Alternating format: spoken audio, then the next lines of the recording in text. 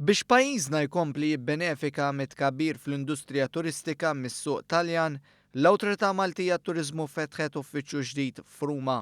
F'din l-okkażjoni il-Ministru għat-Turiżmu Edward Zammit Lewis fakkar li Malta fetħet l-ewwel uffiċċju tagħha fl-Italja 27 sena ilu u baqgħet tinvesti f'dan is-suq b'mod konsistenti.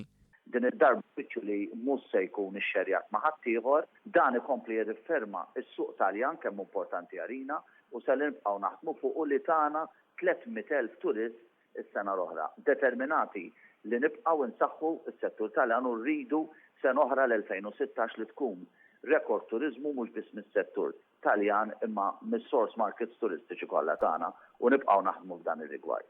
Is-suq turistiku mill-Italja għal pajjiżna huwa t-tieni l-ikbar wieħed wara r-Renju Unit.